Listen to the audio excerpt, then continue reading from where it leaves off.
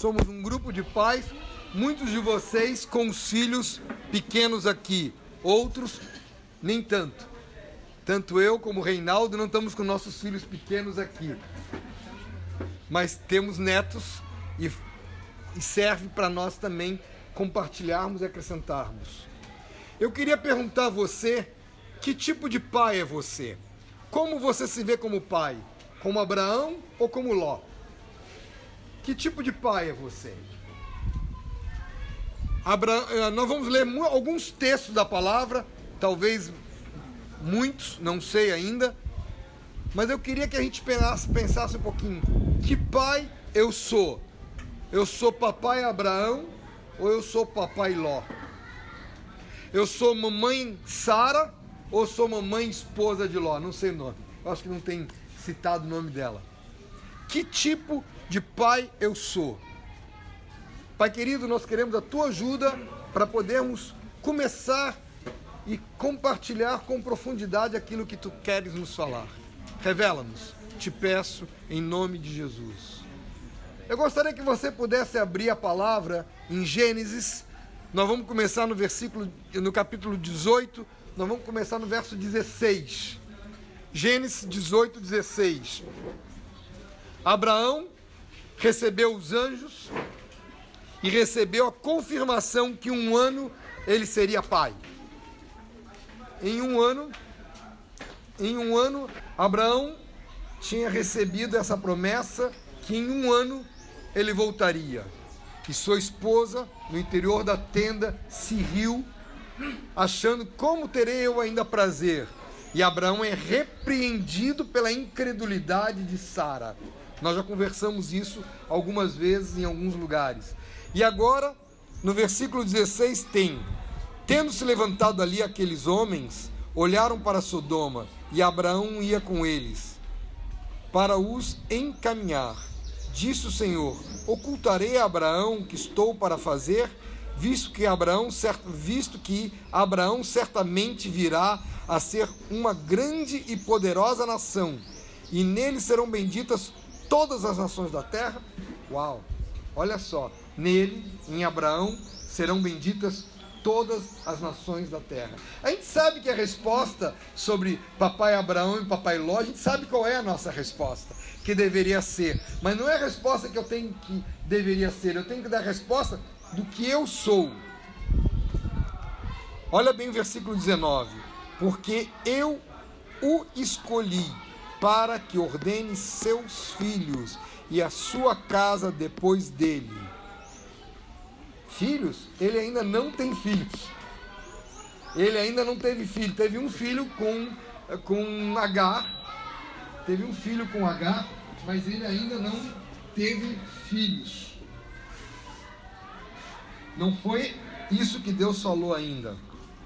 Repito, porque eu escolhi para que ordene, coloque ordem a seus filhos e a sua casa depois dele, a fim de que guardem o caminho do Senhor e pratiquem justiça e juízo, para que o Senhor faça vir sobre Abraão o que tem falado a seu respeito.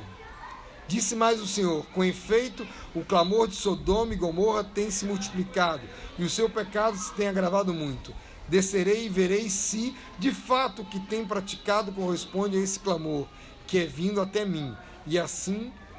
E se assim não é, sabê-lo-ei. Olha bem, eu quero ficar com o versículo 19. Porque eu escolhi para que ordene sua casa. Eu preciso que a gente volte em Gênesis 13. Gênesis 13. Saiu, pois, Abraão do Egito para o Neguebe, ele e sua mulher e tudo que tinha, Ló com ele. Abraão tinha estado no Egito, já tinha tido um problema no Egito sério. A mulher dele foi cobiçada, uma mulher jovem, de 70 anos de idade. Uma mulher, talvez não, 70 é muito velha, talvez 80 anos de idade, um pouquinho mais nova ainda. Foi cobiçada. Que mulher é essa? Que Que vida é essa? Que vida com Deus é essa que rejuvenesce uma senhora que já tinha parado seu costume normal, já não podia mais dar filhos, ela é rejuvenescida, a ponto de um rei cobiçá-la. Mas isso é só brincadeira. Era Abraão muito rico, possuía gado, prata e ouro. Fez as suas jornadas do Neguebe até Betel, até o lugar onde primeiro estivera a sua tenda, entre Betel e Ai, até o lugar onde outrora tinha feito, até o lugar do altar que outrora tinha feito. Para ele, tenda, para Deus, altar. Para a vida própria, pessoal, qualquer coisa que é passageiro, para Deus, tudo que é eterno, que pode perdurar. Altar de pedra. Eu não consigo ler isso aqui sem perguntar: o que é que eu tenho construído para mim? Tenda ou pedra? O que é que eu tenho construído para o Senhor? Tenda ou pedra?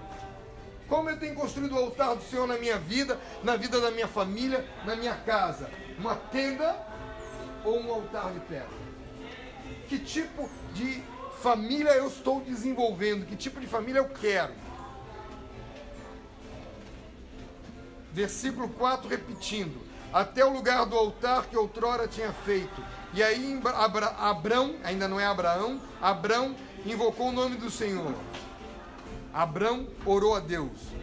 Abrão buscou a Deus. Ló, que ia com Abrão, também tinha rebanhos, gados e tendas. E a terra não podia sustentá-los para que habitassem juntos, porque eram muitos os seus bens, de sorte que não podia habitar um em companhia do outro.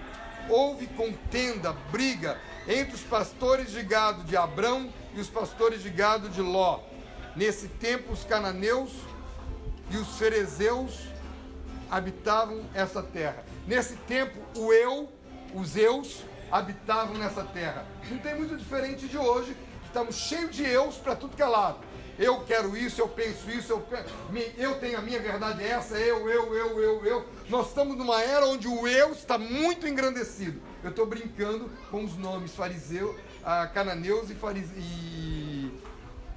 ferezeus. E os ferezeus. Disse Abrão a Ló: não haja contenda entre mim e ti, entre os meus pastores, os pastores e os teus pastores, porque somos parentes chegados. Acaso não está diante de ti toda a terra? Peço-te de a parte de mim. Se fores para a esquerda, irei para a direita. Se fores para a direita, irei para a esquerda. Ele orou e Deus deu essa orientação para ele.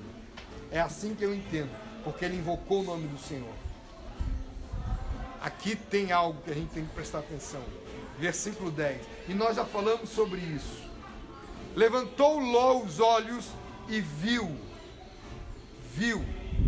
toda a campina do Jordão, que era toda bem regada, antes de haver o Senhor destruído Sodoma e Gomorra, como o jardim do Senhor, como a terra do Egito, com quem vai para Zoar. Ele viu, ele não orou, ele não buscou a Deus, ele viu. Eu vi que aquele método é o melhor para o meu filho. Eu acho e entendo que isso é que eu quero para o meu filho. É isso que eu sonho. Eu vi. Nós estamos numa era, de novo, onde o eu é muito elevado e tudo que se vê atrai muito. Visto que nós temos muitíssimos adoradores do YouTube. Vou usar a palavra adoradores chocantemente de propósito. Muitíssimos aqueles que são cultivadores de imagem e de informação através do YouTube. Essa semana estávamos com um irmãozinho e ele disse claramente: eu sou ele usou uma expressão que eu achei engraçada, que me fugiu a cabeça, mas como eu sou um homem que estou grudado no YouTube, eu olho o tempo todo buscando informações. Ele usou uma expressão que fugiu agora, mas muito interessante. E nós temos, muitos de nós somos assim. Eu disse: cuidado. Ló, versículo 10, levantou Ló os olhos e viu. Versículo 11, então Ló escolheu para si a campina do Jordão e partiu para o oriente, separando-se um do outro.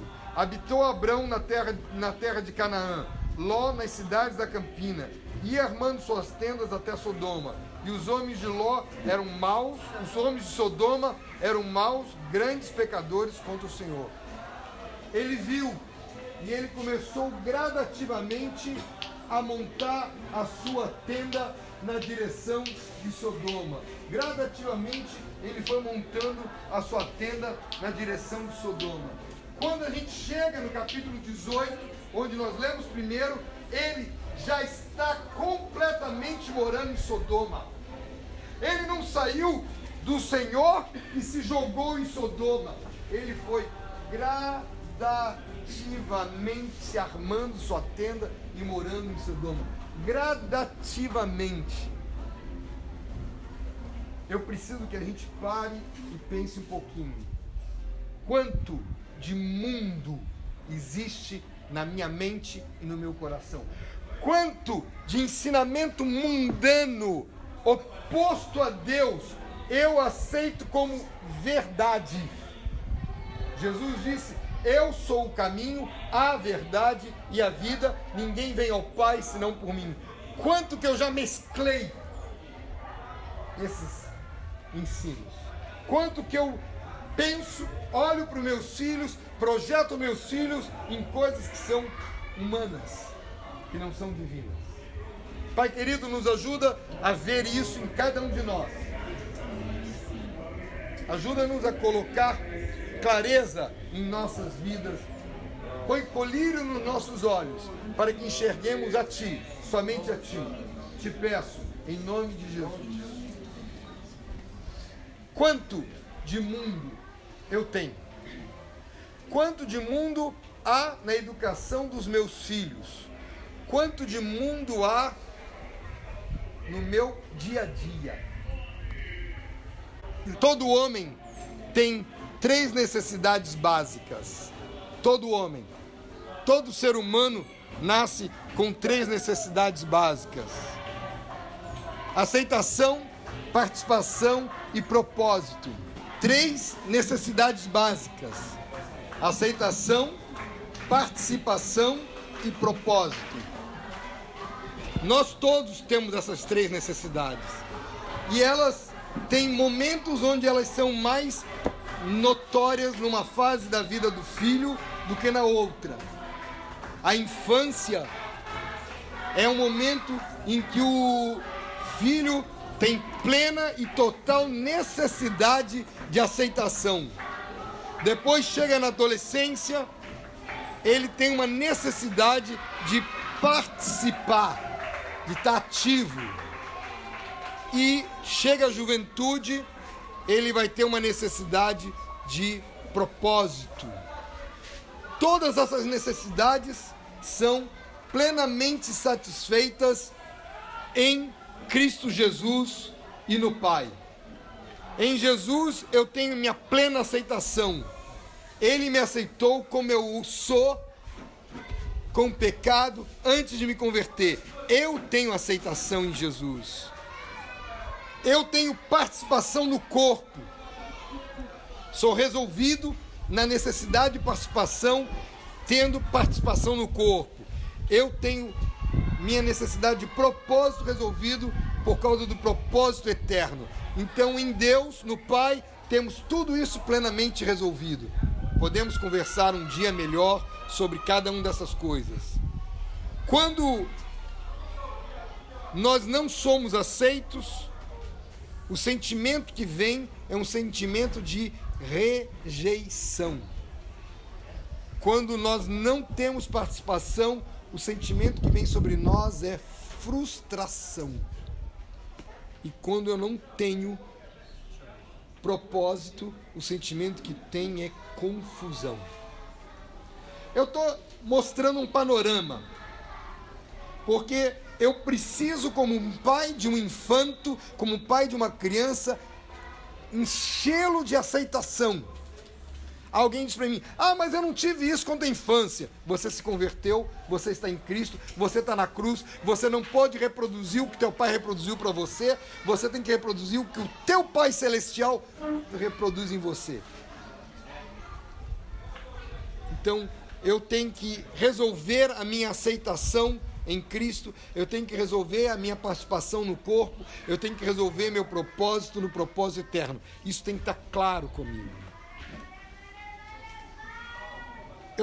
Volto a dizer, eu estou fazendo um resumo só para a gente entender para onde a gente ainda quer chegar. Eu estou ainda numa pequena introdução.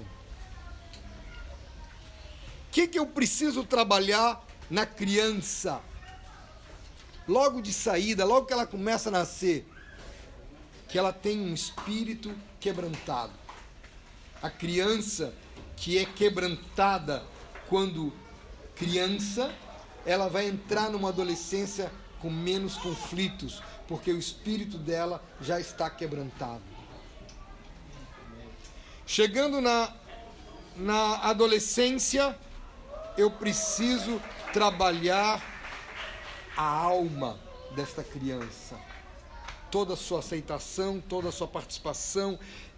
Eu preciso ensinar essa criança a santidade. Ela precisa ser trabalhado em santidade. O conceito santidade é totalmente introduzido nos inícios da pré-adolescência. E ele tem que ser firmado isso. Se ele é bem firmado, bem calcado, essa criança vai entrar na juventude mais santos do que nós. Porque ele foi resolvido isso. Ele entendeu. E no adulto, no jovem, que eu já chamo aqui de adulto, eu tenho que trabalhar o seu domínio próprio. Ele tem que aprender de toda forma a calar e sossegar a sua alma. Repare bem que eu tenho um crescente. Eu tenho infância, adolescência e juventude, com dois intervalos no meio, que eu chamo de pré-A, um ratinho irrequieto que não para em nenhum lugar, que é o pré-adolescente. É fantástico.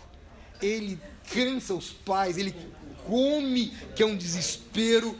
Ele é um barato. É uma idade, para mim, fascinante, porque a gente morre de exaustão e eles estão lá. Você está cansado por quê? Ah, porque você é velho.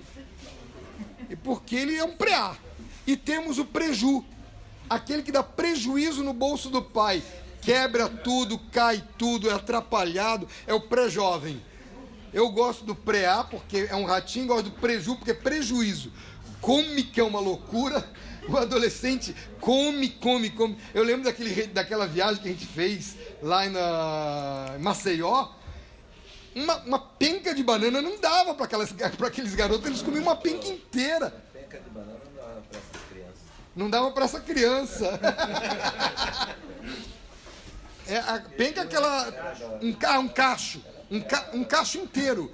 Não dava. A gente tinha que comprar quantidade de abacaxis. A gente ia pra padaria, quantos pães você quer? 100, 150. A pessoa ficava nos olhando. É só pra quantos dias? Não, é só pra essa refeição.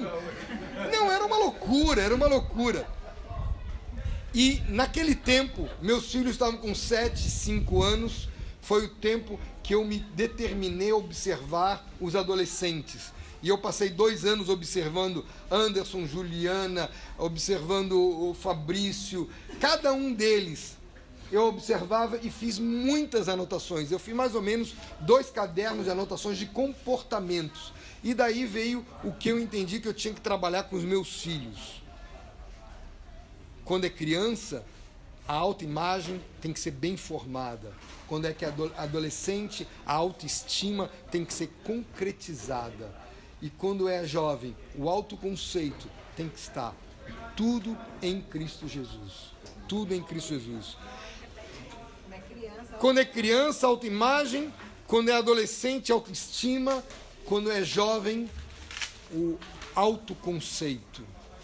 Porque se você não cuida do adolescente na autoestima, ele vai chegar na juventude achando que ele é o super-homem, ele é o gostoso, ele é o bom, e não sei o que, e ele vai se atrapalhar, porque a soberba precede a ruína. Eu tenho que trabalhar tudo isso o tempo todo. Mas a gente vai chegar e conversar melhor sobre isso.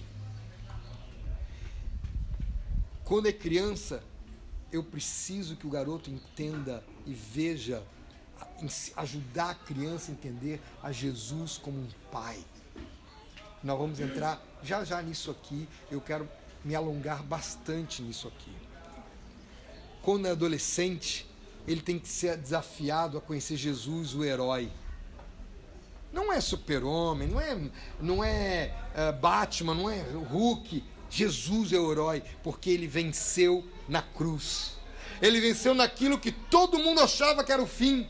Ele venceu a morte, ele venceu, ele tem domínio sobre todas as coisas. A criança, o garoto, quando é desafiado para isso, é sensacional. E quando ele é jovem, eu apresento Jesus, um mestre.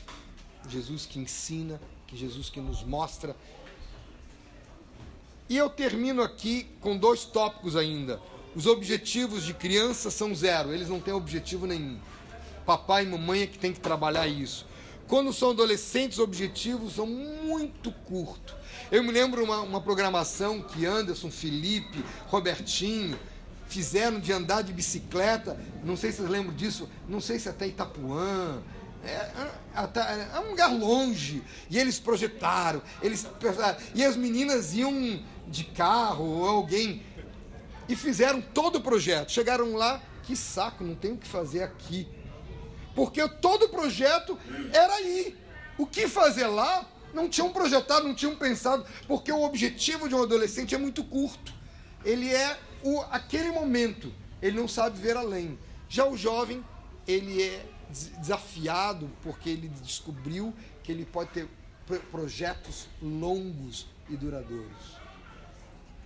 Eu tive desafio dos meus pais para começar a colocar alvos mais longos, porque meu pai me animou muito que eu seguisse a carreira diplomática. E era algo que eu gostava.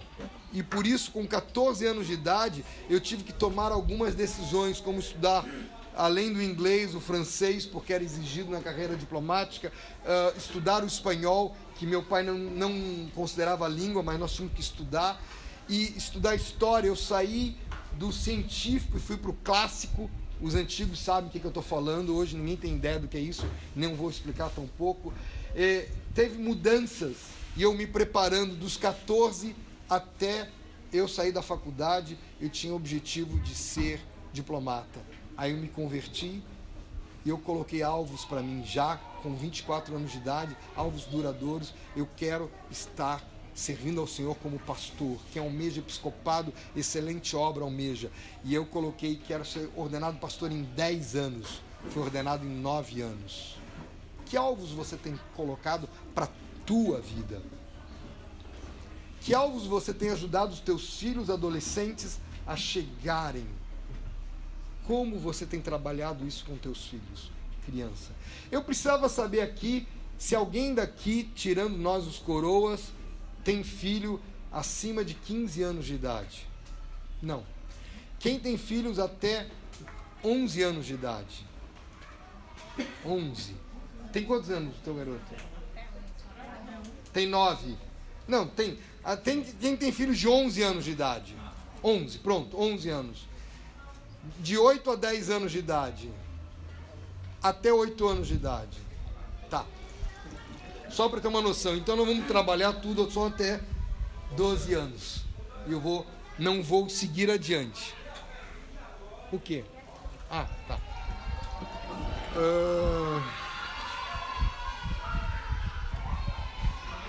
Por fim, eu tenho que entender.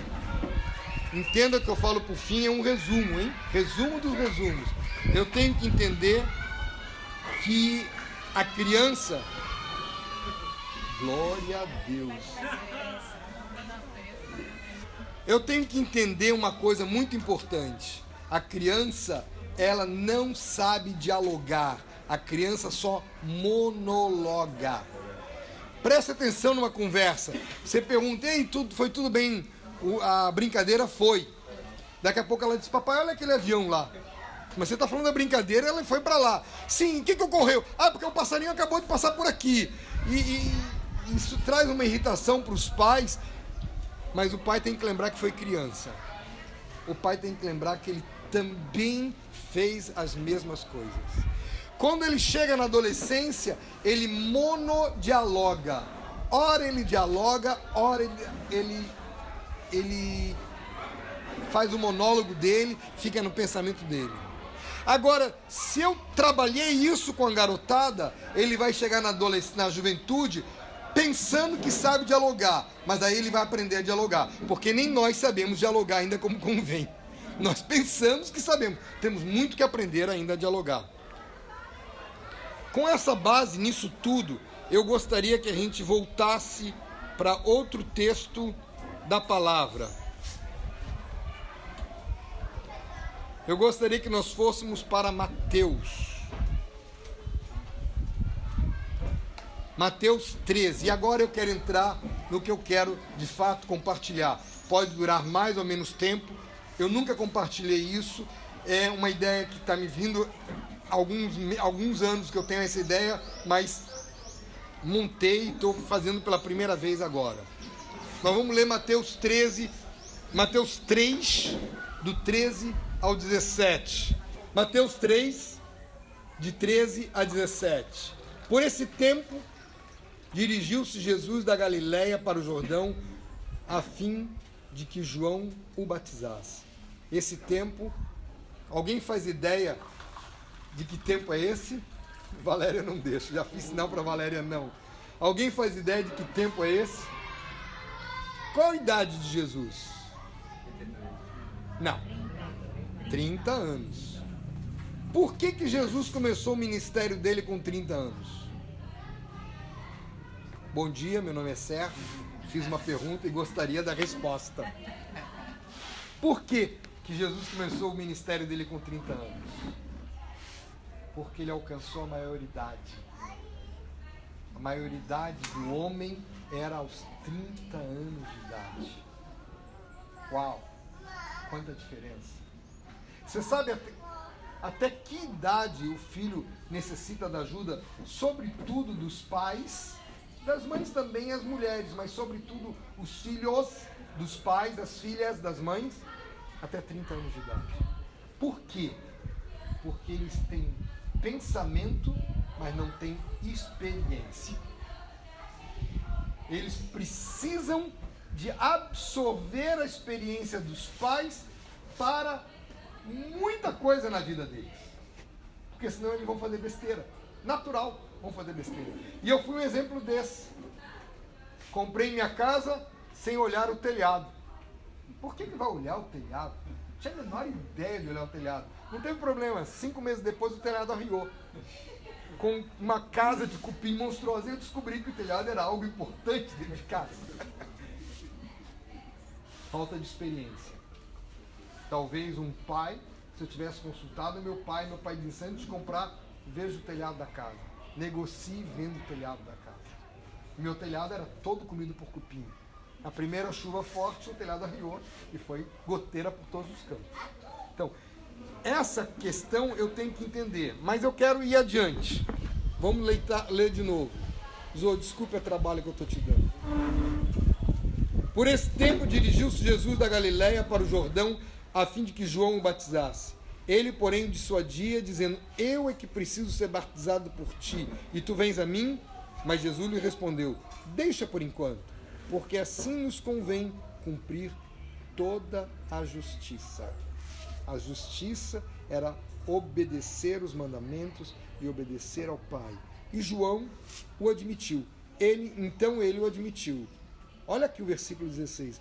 Batizado Jesus, logo saiu da água, e eis que lhe abriram os céus, e viu o Espírito de Deus descendo como pomba vindo sobre ele. E aqui está onde eu quero me fixar.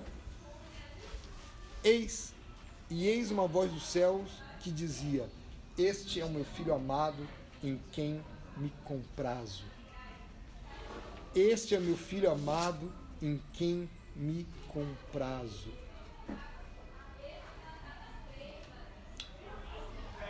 Quem é que está falando? Quem é que está falando? Quem é que está falando? Repete mais alto. Quem está falando? O Pai. Eu tenho que ver que o Pai está falando com o Filho. E aqui nós estamos numa assembleia de pais. E eu tenho que tentar aprender o máximo que eu puder aprender desta pequena expressão. Eis o meu filho amado em quem me comprazo. Nosso exemplo de pai é nosso Pai Celestial. Ele é o exemplo de pai. O exemplo de pai perfeito. Não é o meu pai terreno. Eu tive pais muito legais. Mas meu pai terreno estava longe de ser o exemplo de Deus. Mas nós temos uma inclinação perigosa de olhar para Deus com os olhos com que nós olhamos para o nosso Pai. Quantos de nós tem clareza absoluta que é filho de Deus? Não aqui intelectual. Tem clareza no coração. Quantos de nós se relaciona com Deus como filho? Filho de Deus. Quero dizer para vocês que somos pouquíssimos, ou talvez quase nenhum de nós. Eu acho que a gente ainda não aprendeu a ser filho, porque nós temos a tendência de projetar o que nós vimos e recebemos dos nossos pais terrenos para o nosso Pai Celestial. Mas o exemplo nosso é nosso Pai Celestial. E eu quero pegar aqui dessa frase e tirar algumas coisas, alguns conceitos dos quais eu acho muitíssimo importante. Mas para isso eu quero ler os paralelos, para a gente poder somar com os paralelos e crescer um pouco mais. Marcos 9, 7.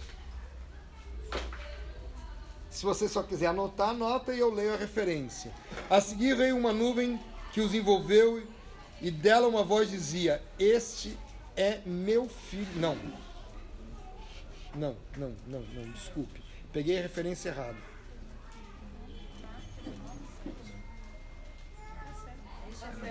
Não. Esse não é no batismo. É no batismo? Não é no batismo. Tem 3 momentos em que o pai fala com o filho. Eu quero rever os mesmos textos do mesmo momento. Eu não quero ver os 3 momentos agora. Eu quero ver os paralelos. Se alguém puder me ajudar, a gente ganha tempo, porque eu anotei errado. Marcos 1:9. Então, vamos ler. Marcos 1:9. Depois alguém vê Lucas para mim e a gente lê. Marcos 1:9 diz, está aqui: naqueles dias veio Jesus de Nazaré a Galileia e por João foi batizado no Rio Jordão. Logo ao sair da água, viu os céus rasgarem e o Espírito descendo como pomba sobre ele. Então foi ouvida uma voz dos céus: tu és meu filho amado, em ti me comprazo.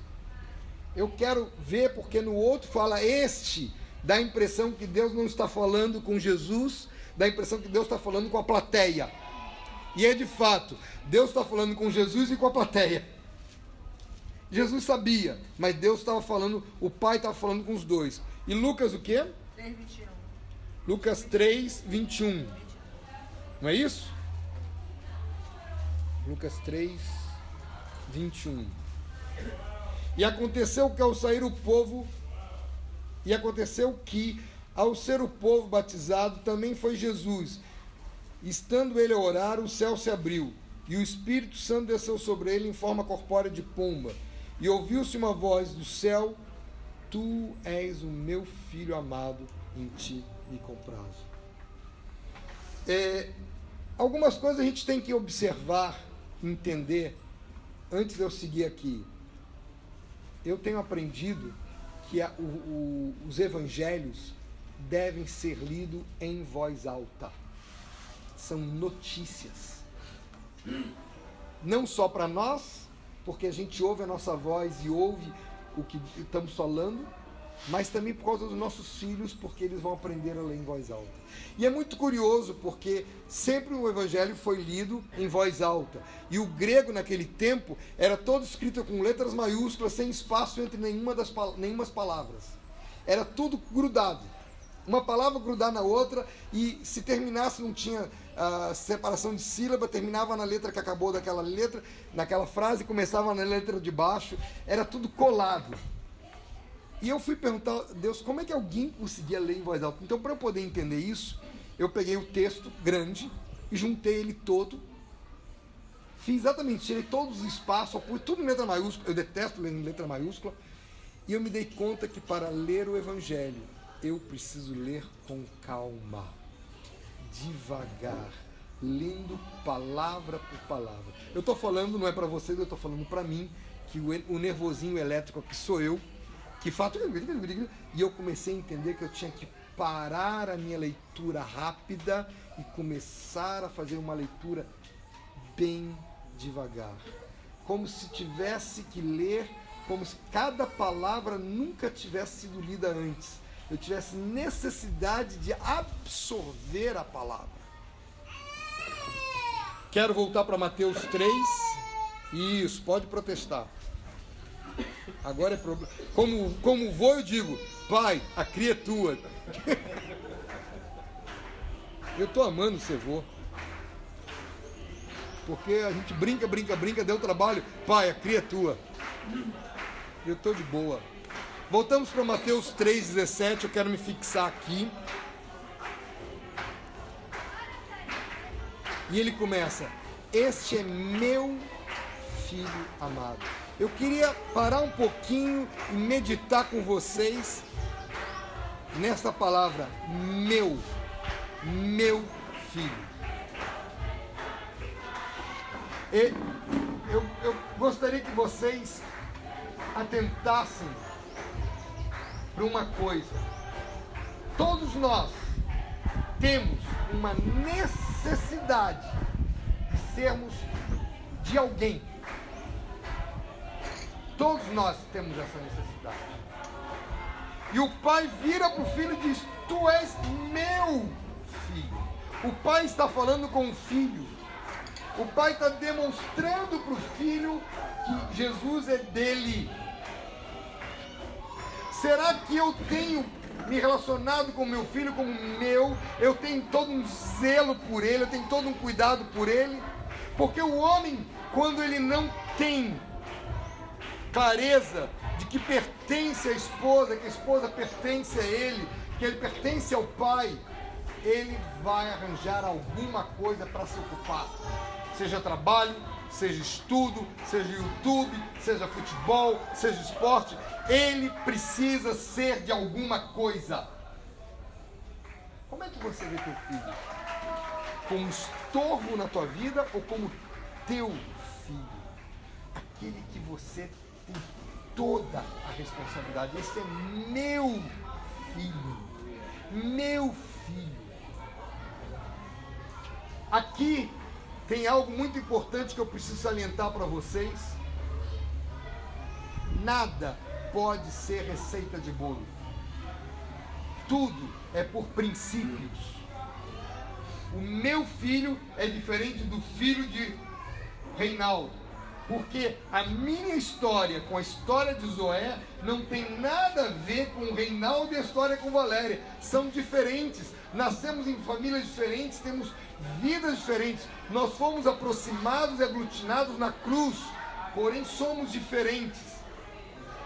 Mas a necessidade que os filhos dele têm são iguais às necessidades que os meus filhos têm, de terem um pai. Alguém vira para mim e diz assim: ah, mas meu pai não foi assim para mim, meu pai me desprezou, não deu bola para mim. Não, teu pai terreno fez isso, não teu pai celestial. Você é filho, você tem se visto como filho de Deus. Se eu me vejo como filho, eu consigo transmitir ao meu filho que ele é filho. Antes de mim, ele é filho de Deus Pai Todo-Poderoso. Será que eu tenho conseguido transmitir isso para os meus filhos? Será que eu tenho esta consciência clara de que eu sou filho de Deus Pai Todo-Poderoso e que meu filho é filho de Deus Pai Todo-Poderoso? Como é que eu sei que ele é filho de Deus Pai Todo-Poderoso e não de mim? Você conhece a história de pessoas que tentaram abortar e não conseguiram? E a criança nasceu, mas tentaram. Nós tivemos uma mãe que, quando se converteu, ela teve clareza de quanto ela ofendeu a Deus com as tentativas de aborto que ela fez para as 2 filhas. E ela trouxe isso num retiro de novos. E no retiro de novos ela chorava muito, ela trouxe a luz, confessou. E ela disse, eu preciso falar com as minhas filhas? Aí eu perguntei, muda a pergunta, eu pergunto, você precisa falar com as suas filhas? Ela disse, eu preciso falar com as minhas filhas, eu preciso me abrir com minhas filhas. Então, nós fomos estar com ela, mais outros irmãos, fomos estar juntos com ela, para ela poder se abrir com as filhas. Ela chorava muito, e quando ela acabou de falar, uma das filhas virou e disse assim, eu não te disse que eu era filha de Deus? Mãe, eu não sou tua filha, eu sou filha de Deus. Você me gerou, mas eu sou filha de Deus. A mãe falou assim, mas você tentou fazer isso, mas a soberania de Deus não te deixou. Aquela menina tinha tanta convicção de quem ela era filha, que aquela confissão violenta não afetou a ela. Será que eu tenho essa convicção violenta, forte, de que eu sou filho de Deus? O que ocorre comigo é soberania de Deus. Se eu tenho 1 ou tenho 5 filhos, é soberania de Deus. Esses dias me dei conta que eu numero meus filhos, né? Filho número 1, número 2, e eu falava 4 e 5, não, tá errado, não, 3 e 4, né? Número 1, número 2, o 3 faleceu, 4 e 5, são 5 filhos. E nós, como pais adotivos, tivemos dificuldade de transmitir para os nossos filhos mais novos que eles eram nossos. Porque de princípio eles não eram nossos, eles eram estranhos. E a vida dos nossos 2 filhos começou a mudar completamente quando eles passaram a ser nossos. Nossos. Teu filho é teu. Entenda aqui, por favor, que eu estou dizendo, eu não estou falando de autoritarismo, não estou falando de agressão, eu estou falando de conceito aqui dentro, no coração, na mente. Eu cuido do meu filho que Deus me deu, ou eu deixo que babá cuide, empregada cuide, que escola secular cuide dos nossos filhos? A convicção que eu tinha é, Deus é meu pai, Ele escolheu para mim o melhor. Deus é meu pai, escolheu para mim o melhor. Mesmo com toda a piração da cabeça, mesmo com todo com surtado como eu fiquei, eu tinha convicção que Deus escolheu para mim o melhor. O texto que que a gente estava lendo é João 3,16. 3,36. Por isso, quem crê no Filho tem a vida eterna. O que todavia se mantém rebelde contra o Filho não verá a vida. Agora vamos ver um outro texto também em João 3, do 16 ao 21. Só para a gente entender a mesma coisa. Porque Deus amou o mundo de tal maneira que deu Jesus. Deu quem? Seu Filho. Seu Filho. Eu não posso esquecer que eu tenho um pai e um irmão mais velho. Eu tenho que ter isso claro, para que todo que nele crê não pereça, mas tenha a vida eterna.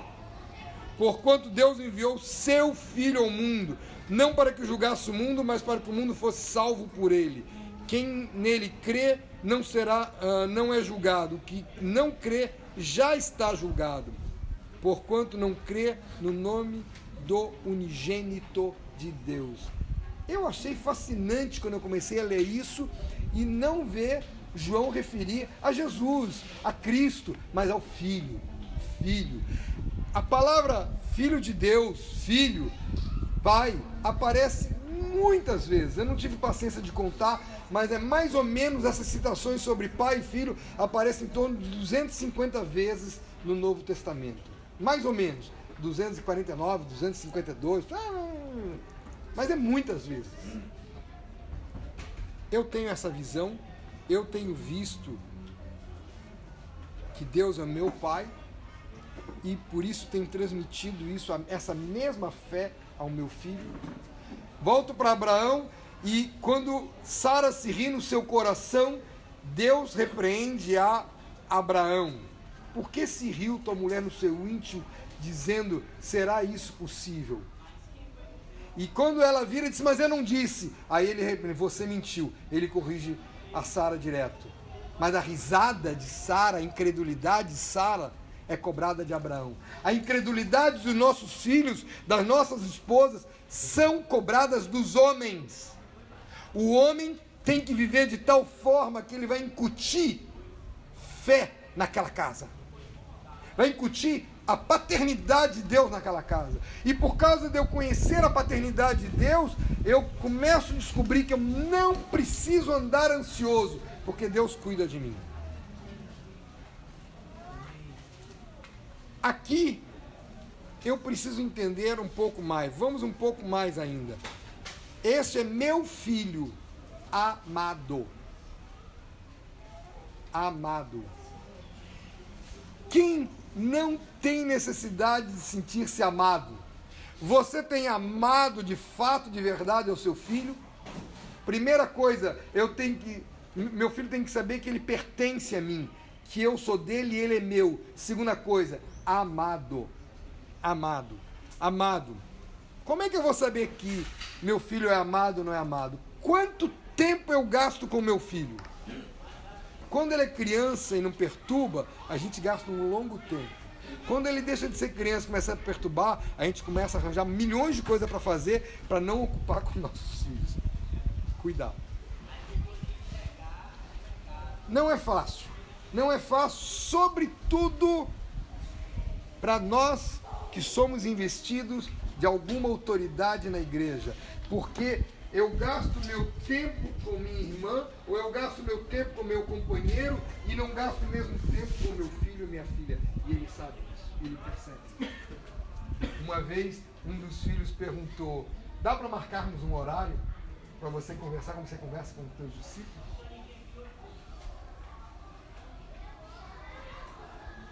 Eu tenho amado meu filho. Eu tenho amado meu filho. Amar não é presentear. Isso não é amar. Amar não é dar presente, amar não é dar instrução escolar, isso não é amar.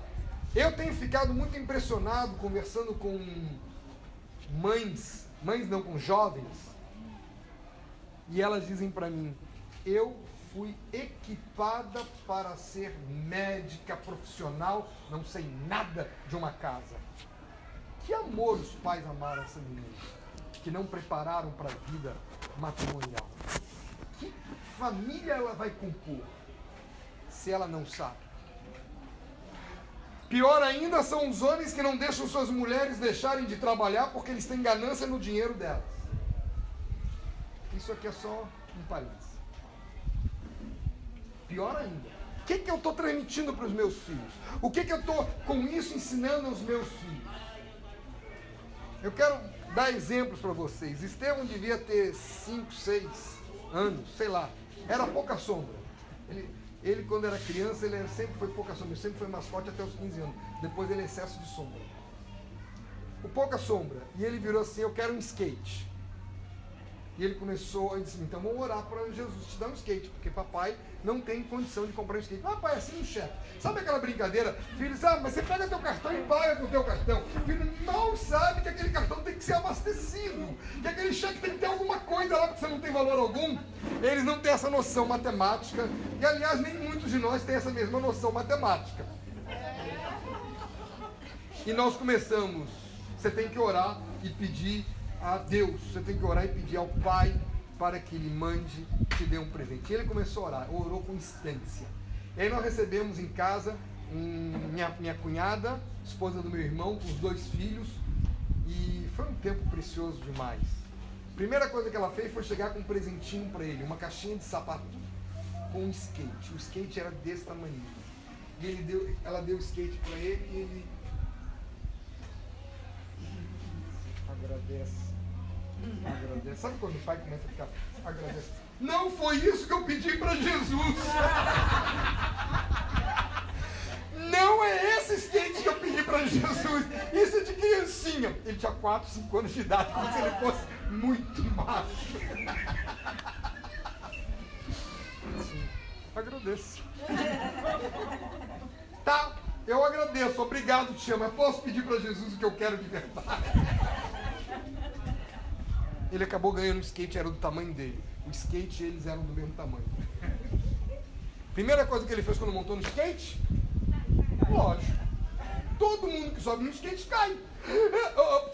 Agora não. Você pediu skate de adulto, então você vai ter que aguentar o tranco de adulto, sem choro. E aprendeu o skate. Mas juntos. O que eu estou ensinando para o meu filho aqui? A depender de Deus. A orar a Deus. Não foi papai que deu.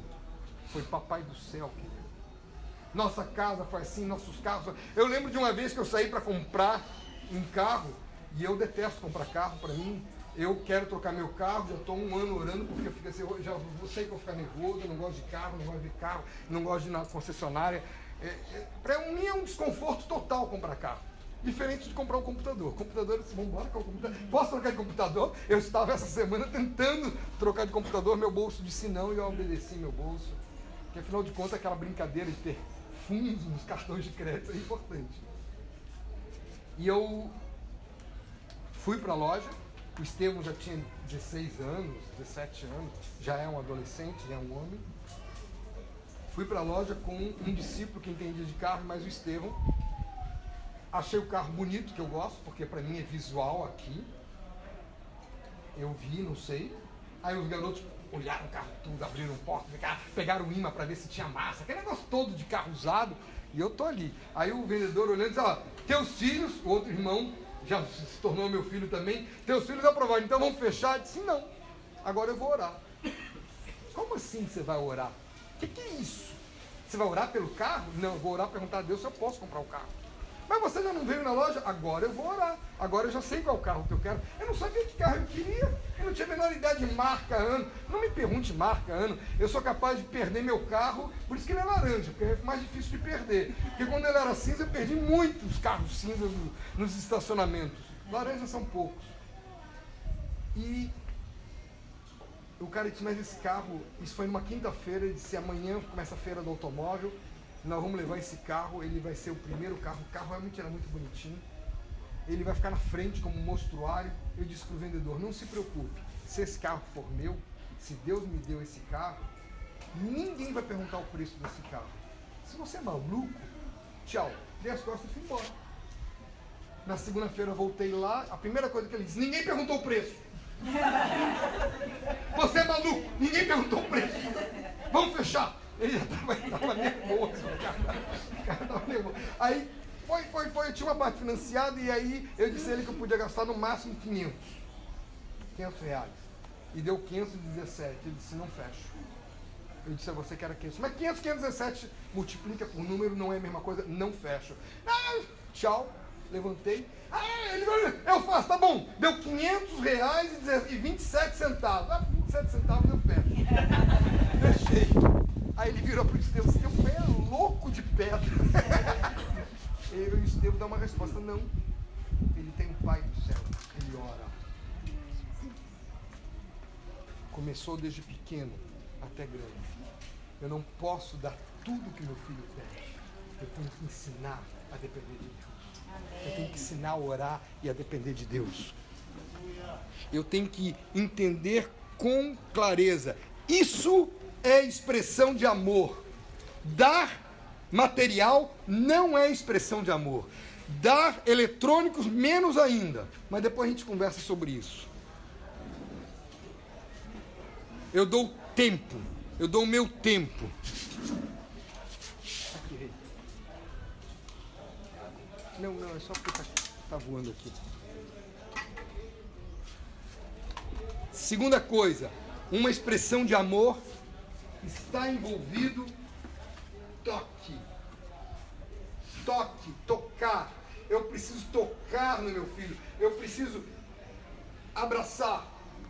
Quem me conhece sabe que isso eu faço com maior alegria. E sobretudo morder. Mordo todos os rapazes sem nenhum problema. Fica marcas de amor. O roxo. Conforme for a idade eu mordo feio. É feio, fedorento, então ele pode aguentar. Mas um amor precisa de toque. Toque. Nós estávamos na Escócia há 3 anos atrás, 4 anos atrás, e fomos uma reunião da igreja, e eu estendi a mão para cumprimentar um irmão, Minha mão ficou no ar.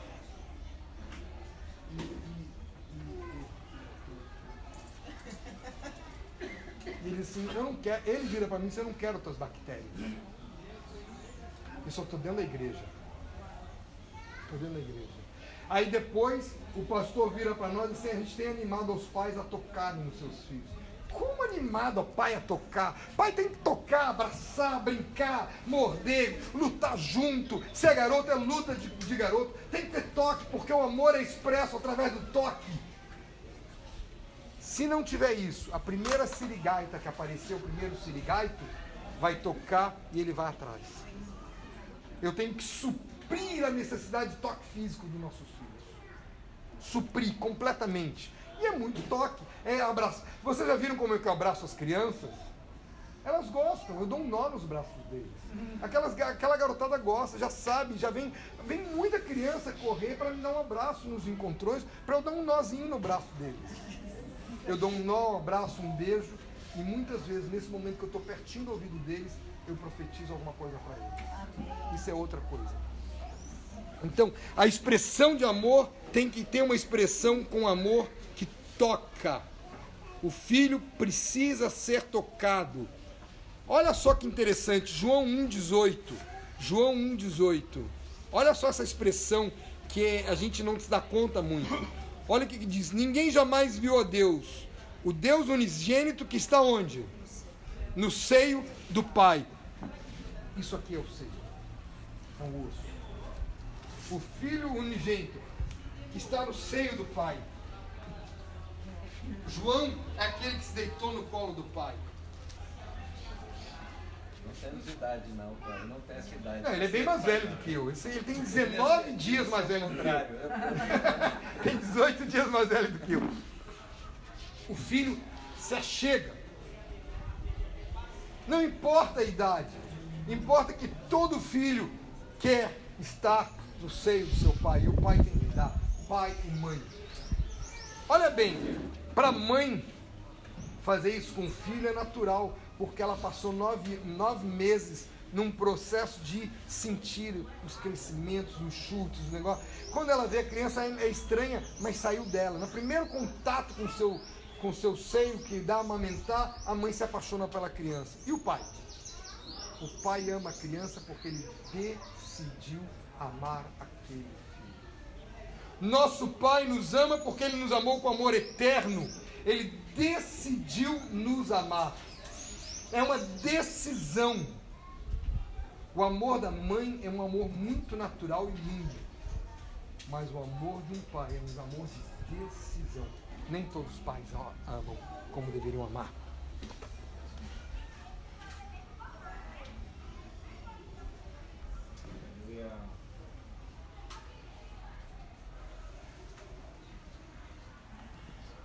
Outra coisa que a gente precisa entender, que o amor necessita, que há uma necessidade urgente desse amor, é o filho necessita herdar alguma coisa do pai. Aqui, a expressão de amor é uma expressão de herança também. Há uma necessidade de herdar. Não estou falando bens materiais. Eu estou falando herdar coisas do coração do pai. Coisas do coração do pai e da mãe. Por favor, aqui, quando eu falo pai, eu repito, às vezes é só macho, mas eu tento falar. Mas eu estou falando genericamente. Aqui há, de novo, um perigo para os líderes, as discipuladores. Elas se doam mais para os outros do que para os filhos. Os filhos têm que herdar do pai conhecimento, graça, unção, sabedoria, oração, fé, experiência. Eles têm que herdar isso do pai. E não nossos discípulos. Virtudes. Porque as coisas ruins eles já herdaram. São todos adâmicos. Somos todos adâmicos. O ruim já está herdado.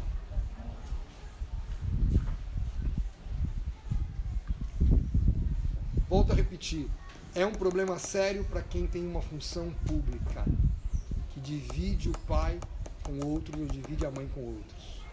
A mãe que é professora e leva seu filho para a sala de aula, porque ela está na sala de aula dando aula para outras pessoas, aquela criança não tem a mãe ali. A mãe ali é totalmente dividida.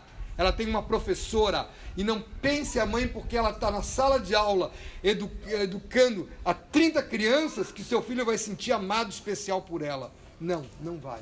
Aquilo ali é uma professorinha qualquer, como qualquer outra professora. Tem que ter um momento de cada um. Criar a história de cada um. Arquitetar as experiências, as lágrimas de cada um. Eu não posso ocultar dos nossos filhos as nossas tristezas. Nem com eles, nem nossas tristezas. Eu não tenho que trazer para os nossos filhos o problema de relacionamento marido e mulher. Que eles veem. Eles veem tudo. Mas eu não posso ocultar deles as nossas angústias. Nós temos, está difícil, a falta de dinheiro é grande. Eu lembro de uma época que nós recebemos um convite e eu tinha orado a Jesus dizendo assim: Pai, se é da tua vontade. Eu vou contar a história mais ou menos assim. No início do ano, um irmão chega para nós assim: Sérgio, não ria. Dizer para eu não rir, já comecei a rir. É a mesma coisa dizer, não respire, porque já, na hora que ele falou, ele disse assim: Jesus está te convidando para ir para a França. E eu caí na gargalhada. Eu não tinha um tostão furado. O que eu tinha eram $500 para começar uma reforma lá em casa. E eles assim: Jesus está te convidando para ir para a França. Você topa? Eu disse: lógico. E comecei a rir. Eu disse: para você não rir, impossível não rir. E por quê? Naquela semana eu tinha perguntado a Jesus: por que eu sei francês? E Jesus tinha me dado uma resposta: porque eu quis que você soubesse francês. Tá bom, pai, de boa, tranquilo, beleza, sei porque você quis. E na mesma semana eu recebo o convite. Aquilo ali teve uma expressão forte de fé para mim. E aí, primeira coisa que a gente fez: comprar mala. A gente não vai para a França? Tem que ter mala. A gente não tinha mala. Então, a Zoé descobriu um dinheirinho que tinha sobrado de uma aula, de um trabalho que ela tinha feito. Então, com aquele dinheirinho, compramos uma mala, ou duas malas. De rodinhas, pequenininho, que só desce no máximo 20 quilos, porque o voo para internacional era aquilo que tinha. E começamos a orar. De repente, disse assim: Pai, se isso realmente é a tua vontade, eu quero que tu me respondas e pedir 5 sinais para serem cumpridos de uma vez só. Não posso ser idiota de colocar se o vento balançar uma folha. Isso um irmãozinho já disse para mim. Aí eu pedi a Deus que se o vento balançar aquela folha, é tua vontade. Na Bahia não para de balançar. Então eu não estou falando nesse nível. 5 sinais, todos se cumprindo. Que eu recebesse o convite formal da França para ir. Que eles pagassem a minha passagem, que oferecesse para ajudar na passagem da Zoé. E tem outros detalhes que eu não me lembro daqui. E os 5 ocorreram no mesmo momento. Então, nós fomos para a França. Só que a gente não tinha dinheiro. Nossos filhos sabiam que a gente não tinha dinheiro. E o que eu vou fazer com meus filhos? Ligo para minha mãe: mãe, você pode vir tomar conta dos nossos filhos? Assim, eu não. Minha mãe também foi sempre assim, muito objetiva. Se você quer viajar, você manda teus filhos para cá. Você não tinha dinheiro para ir para a França, ainda tinha que mandar 2 filhos para o Rio de Janeiro. Então, fomos orar. E naquela semana, na semana seguinte, minha cunhada liga para mim e diz assim: vocês estão indo para a França, que eu soube. Você não quer mandar teus filhos para cá? Eu disse: querer eu quero. Mas e aí? O que eu posso fazer com a querência? Ela disse assim: eu tenho milhas sobrando, eu pago a passagem deles.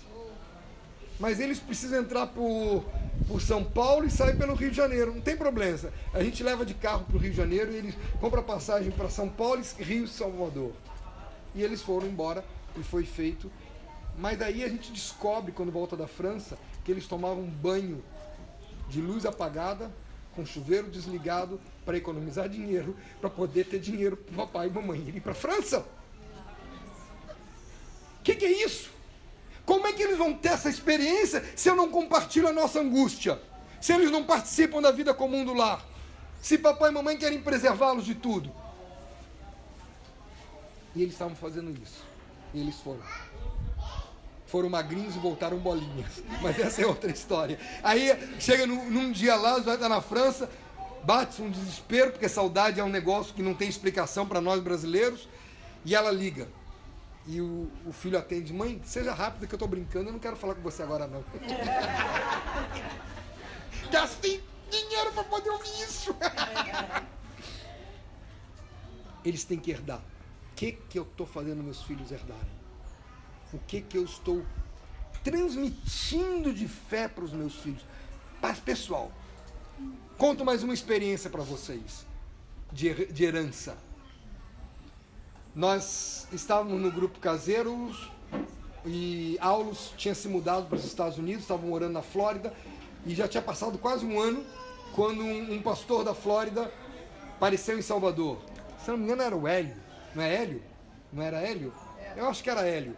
O Hélio foi e a gente queria muito ter notícias de como estava o Aulos, como é que estava a família, como é que estavam todos lá na Flórida. E chamei ele para vir para o grupo caseiro, para ele compartilhar com o grupo caseiro. E ali era um tempo das vacas esquálidas. Magras era muito gorda. Era mais magra do que magra. Não era. Era aquele negócio que... E nós não tínhamos dinheiro para nada. Nós não tinha... Foi tempos muito apertados, muito aflitos. E eu convidei, nós tínhamos uma torta fria, pão, maionese, recheio fantástico, né? E... pão, maionese é ótimo. Engorda que é uma beleza. E aí eu convidei o irmão, e ele estava no grupo caseiro, nós conversamos, né? E acabou. Só que durante o grupo caseiro eu virei para você quer ficar conosco? Quer jantar conosco? E eu fui convidando.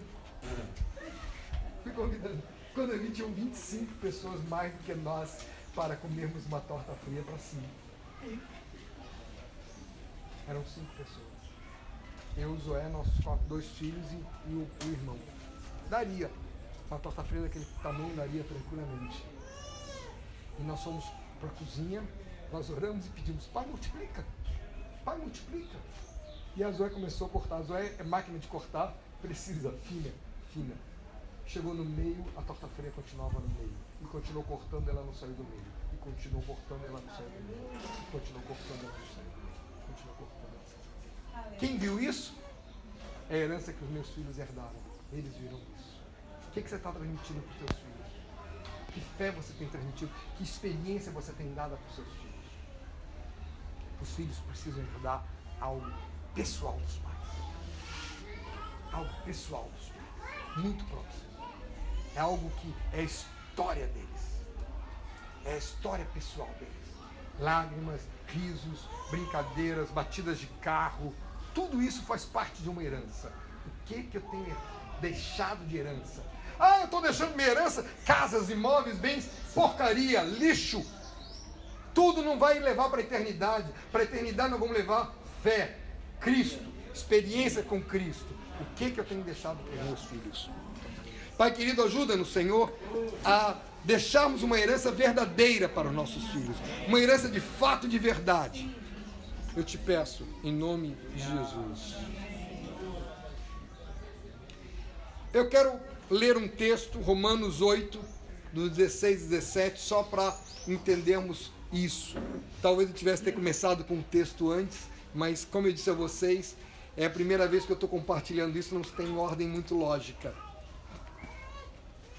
Romanos 8, 16 e 17. O próprio Espírito testifica com o nosso Espírito que somos filhos de Deus. Ora, se somos filhos, somos também herdeiros. Herdeiros de Deus e co-herdeiros com Cristo.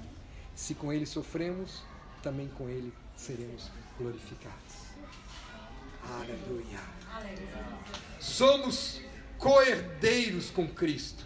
Temos um Pai verdadeiro, um Pai que nos guia, um Pai que cuida de nós, um Pai que tem zelo por nós. Aliás, nossos filhos têm um Pai muito melhor do que nós somos pai. Que pai que eu tenho apresentado para os meus filhos? A herança que eu recebi dos meus pais? Meu pai e minha mãe foram pais sensacionais para mim.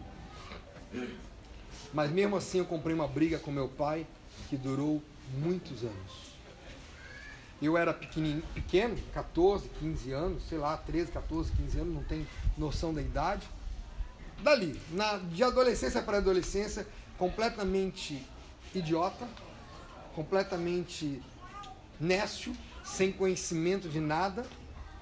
chego em casa, viro pro meu pai, chego em casa de bicicleta, a gente morava num apartamento no segundo andar, então tinha que subir com a bicicleta pro segundo andar, chego no segundo andar e viro pro meu pai e digo, minha bicicleta tá toda, e soltei um palavrão.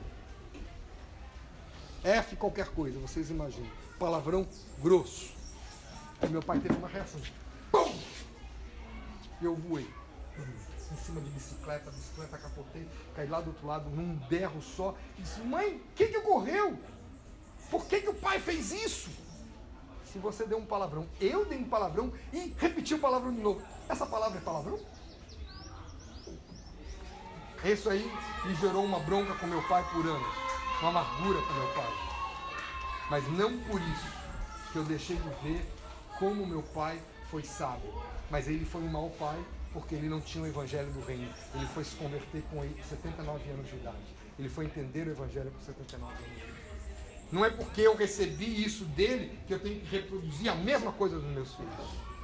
Não.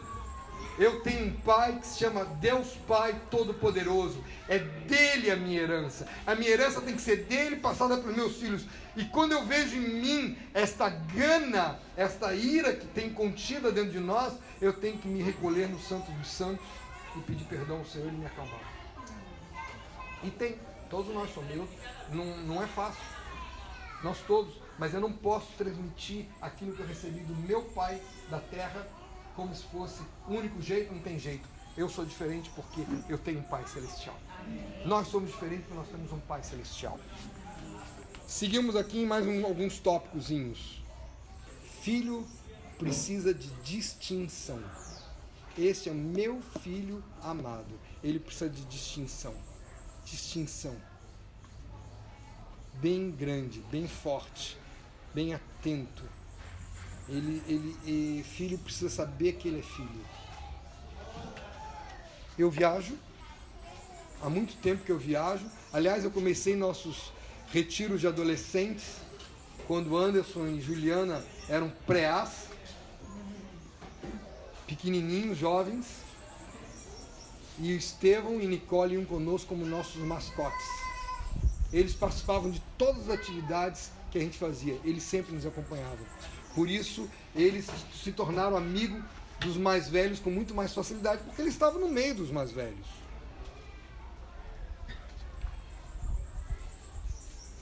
Em quem me comprazo? Em quem me comprazo? Em quem tenho prazer? Se você não está tendo prazer com seu filho, antes de você reclamar do seu filho, olhe para o teu umbigo. Porque seu filho é um reflexo daquilo que você gerou nele. Se seu filho não está te dando prazer, você precisa corrigir o teu umbigo lá dentro. Porque este é o meu filho amado em quem me comprazo. Vocês já perceberam qual é a primeira palavra que uma criança aprende? Não. Não, não, não, não, não, não. Como repetimos não milhares de vezes? Como ele... E não estou dizendo que não tem que repetir, eu acho que tem que repetir, eu acho que é importante. O problema é que a gente tem que dar outra coisa a mais além do não. A gente tem que ajudar e animar. Perfeito, gostei, você acertou, legal. Você vira para o filho e diz, vai lavar a louça, e ele lava a louça, você diz, você fez mais do que a tua obrigação. Eu já ouvi isso muito. Mas eu não tenho que falar isso. Eu disse, parabéns, gostei, valeu. Ajudou o papai, ajudou a mamãe. Jesus ouviu essa frase, este é o meu filho amado em quem me comprazo, antes de começar seu ministério. Jesus não tinha começado seu ministério. Jesus não tinha se manifestado ao mundo. O mundo não sabia quem era Jesus. Ele não tinha feito nada para o mundo. Ele só tinha feito uma coisa, se esvaziado, se humilhado e obedecido. Foi o esvaziamento dele. Foi a humilhação dele. Foi a obediência dele. Quantos de nós animam uma criança quando ela se humilha? Agora, se ela é soberba, eu tenho que corrigir a soberba do meu filho, porque é inadmissível. Aonde que está na palavra que eu tenho que corrigir a soberba do meu filho? Aonde que está na palavra que eu tenho que disciplinar meu filho porque ele é soberbo? Você que fala isso é que precisa de uma disciplina. Você tem que amar o seu filho e despertar a ele. Mas a soberba cai a Deus. Eu tenho que ser para ele, cuidado meu filho, que a soberba precede a ruína. Ele tem que entender isso, porque é Deus que vai discipliná-lo, não papai. E eu conheço pais que disseram, eu não dou nenhuma roupa de marca porque ele vai ficar soberbo. E não explicam nada para a criança. Que ele receba a roupa de marca e diga, cuidado, depois da soberba vem a ruína. Não fala precede não, porque eles não vão entender. Mas ele entende muito bem o que é antes e depois. Que papai eu sou? Papai Abraão ou papai Ló? Volto a dizer, papai Ló, ele foi gradativamente vivendo e se aproximando de Sodoma. Foi muito gradativamente se aproximando de Sodoma. Quando ele viu, ele estava dentro de Sodoma. Teve 2 filhas e as ofereceu para poupar os anjos. Meu Deus, o que é isso? Depois ele foge com os anjos. A mulher olha para trás e vira uma estátua de sal. Nós conhecemos da história. O que esse papai ensinou para essas mulheres? Mas essas meninas, pior ainda, elas embriagam o pai e fazem do pai filhos, que são 2 povos odientos ao Deus. E eu tenho vontade de perguntar a Pedro, onde está a piedade de Ló? Porque a palavra diz que na sua piedade afligiu o coração. Uma piedade que não é compartilhada, uma piedade que não é levada junto, não vejo muito fruto. Minha piedade, minha postura tem que ser compartilhada com meus irmãos. Tem que ser profetizada com meus irmãos.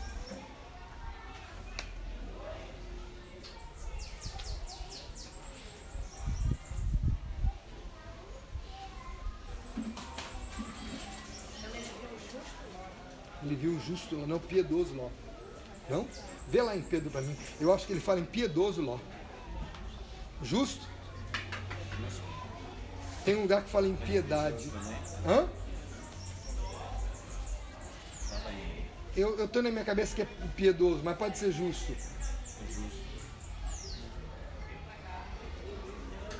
Mas dá no mesmo. Hã? Dá no mesmo. É justo? Piedoso e não é justo. Ló, não, primeiro, justo, é o justo Ló, afligir a sua alma. Pelo procedimento daqueles escravizados, porque este justo via e ouvia quando habitava entre eles. Ele atormentava a sua alma justa, cada dia por causa das obras iníquas. Que versículo é esse? 2 Pedro 2, 8. 2 Pedro 2, 2 Pedro 7. Eu li piedoso em algum lugar, por que eu fui criar piedoso? É justo Ló, é justo Ló. Deixa eu só ver aqui que eu tenho uma outra versão aqui que eu consulto muito, eu posso sem querer ter lido essa outra versão. Não, é justo. É. É porque você deve ter lido, é porque o Senhor sabe livrar da aprovação os piedosos. Pronto, é isso aí. Então foi aí. Foi, desculpe, o justo Ló. Mas não altera muito, não. Não altera muito, não. Mas a gente tem que ser mais bíblico, mais correto possível. Que papai eu sou? Que papai eu sou? Tenho sido papai Ló ou papai Abraão? Repito, os filhos precisam saber que eles pertencem a nós. Nossos filhos precisam saber que nós os amamos profundamente. Temos eles com amor, com grande amor. E eles têm que saber também que eles são todo o nosso prazer. Se por acaso um filho não dá prazer, preciso olhar para o meu umbigo, para mim mesmo e ver aonde eu estou equivocado. Eu estou vendo um outro enfoque sobre criação de filhos. não estou anulando nada do que a gente entende, nada do que a gente ajusta. Eu só estou somando. Quero que vocês aprendam uma coisa muito forte, que é a carga que Deus tem me dado. Não é receita de bolo, é oração. Oração, dependência do Espírito Santo. Cada filho é diferente de cada filho. Cada um tem seu tempo. Também papais e mamães, lembrem que todo filho tem a idade do asno. Tem uma idade que ele é asno. Como nós já fomos. Não fiquem bravos com isso. Burro. Asno é um burro. Só que é uma forma mais delicada de falar burro. Sabe, eles falam besteira. E qual é o problema? Todos nós já falamos besteira. Se ele não puder falar besteira com você, ele falará com qualquer um na rua. Qualquer um fora de casa. Então que falem dentro de casa. Eu tinha com o Zoé um acerto. Porque filho sempre pergunta para a mãe. Mãe, o que é isso? Mãe, o pai está do lado, mas está certo. Ele tem um acesso, uma ligação com a mãe diferente do pai. Então eu combinei com o Zoé. Toda vez que ele perguntasse se eu estivesse presente, ela dissesse, bem devagar, teu pai está aí, pergunte a ele. Nós estávamos na mesa do jantar uma vez e o Estevão perguntou, mãe, o que é? E disse um palavrão daqueles também que deixa a gente estonteado. E ela falou, teu pai está aí, pergunte ele. Jesus, o que eu respondo? Jesus, o que eu respondo? Jesus, socorro. Até negócio. E ele vira, papai, o que é? Ele repete o palavrão de novo, como se eu não tivesse presente na mesa. E a resposta foi, relação sexual. Ah, tá. É feia essa palavra? Feia demais da conta. Ah, tá. Acabou. Pra que escândalo? Pra que lição de moral? Pra que? Não fala isso! Que horror! Sabe o que vocês fazem quando fazem isso? Cortam a comunicação com o filho. Com qualquer filho. Qualquer filho. Por favor, sejam sábios. Quem necessita de sabedoria, peça a Deus, que a todos dá liberalmente e nada lhes impõe, nada lhes impropera. Eu vou encerrar voltando para as 3 situações, as 3 necessidades básicas. E eu quero lembrar que eu preciso ministrar para os meus filhos pequenos que nós temos um Pai. Nós temos o Papai do céu, o Papai perfeito, o Papai que nos dá todas as coisas. Eu preciso insistir com isso. Quando ele começa a crescer, em vez de dar super-homem para ele, em vez de dar super-heróis, Marvel, qualquer coisa lá, eu dou o super-herói, meu herói, Jesus, que venceu na cruz. Eu dou a Jesus. Nós tínhamos o hábito em casa que as festas nunca foram temas comuns, temas do mundo. Sempre foram temas bíblicos. Aliás, tivemos uma festa só que não foi exatamente o tema bíblico, que foi carro de bombeiro. Os outros todas foram festas, temas bíblicos. Mas a Bíblia está cheia de histórias sensacionais. Quando eles chegarem à adolescência, e se por acaso algum deles é preguiçoso para ler, sobretudo nos dias de hoje, que você vê e não lê, faça uma brincadeira com eles. Conte uma história pela metade. E ele diz, e o fim? Você vai ter que procurar na Bíblia e ler. E deixa ele ler o fim da história. Você pode até ajudar a referência, não precisa ser mal, porque o garoto não vai saber procurar. Mas faça muitas vezes isso. Você pode fazer isso com livros. Você começa a contar um livro. Nós tivemos alguns livros que nós lemos em série com os garotos, com 10, 11, 12, 13 anos, como A Morada da Sexta Felicidade, como O Perfil de Três Reis. Nós limos cada dia um capítulo. Perfil de Três Reis é um livro fascinante que fala sobre autoridade e submissão.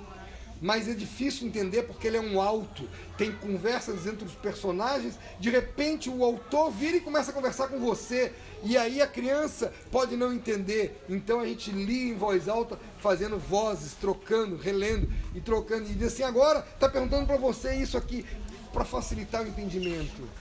Morada da Sexta Felicidade, lemos o livro todo, um livro bastante grosso para eles quando criança, tinham 9, 10 anos, depois conseguimos o filme, vimos o filme, ler, estar junto, dar a tua herança, dar o teu amor, dar o teu tempo, dar a Deus Pai para eles. Amém. Pai querido, obrigado, Senhor, pela tua palavra. Obrigado porque tu começaste em cada um de nós a boa obra e sabemos que tu vais completá-la. Ajuda-nos, Senhor, a ir além. Ajuda-nos a ir muito além. Te peço, em nome de Jesus. Amém. Tem a pergunta que nem sempre o filho é o que a gente idealizou, né? Assim, a gente tem os nossos ideais, as nossas preferências, os nossos gostos, e nem sempre o filho corresponde a isso. Nunca. Nunca, né? Para não ser não sempre. Então, quando a gente pensa em trazer, normalmente é coisas que têm a ver com os nossos gostos, preferências e tal. Então eu queria que você falasse um pouco disso, sobre essa relação. Obrigado.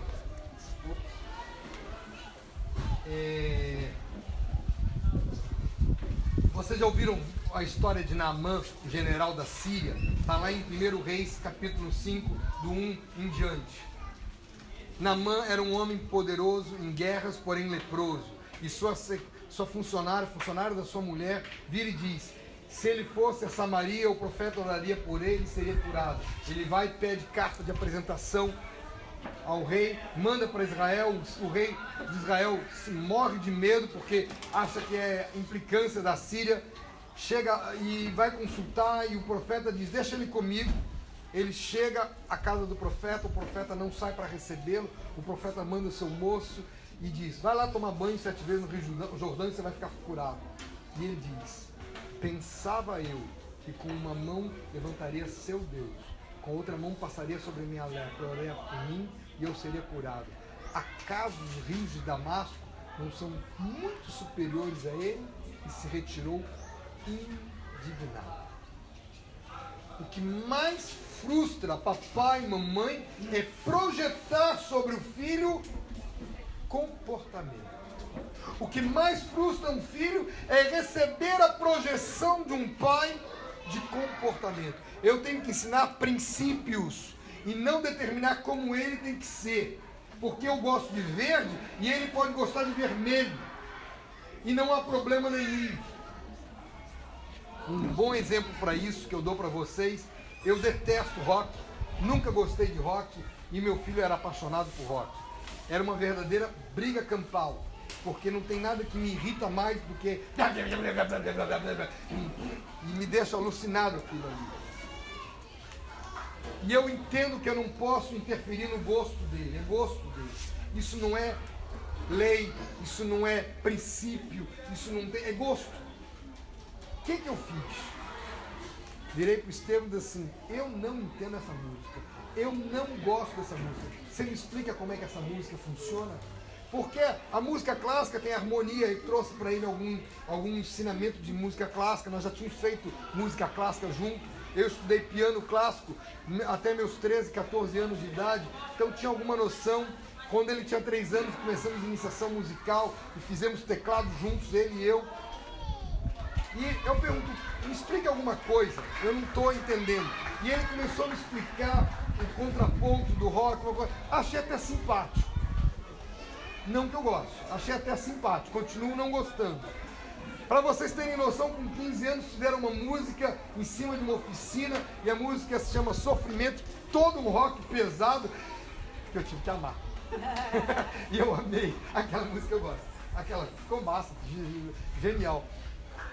Mas eu não posso impor ao meu filho que ele goste as mesmas coisas que eu gosto. Mas eu tenho a obrigação de ensinar princípios para os meus filhos.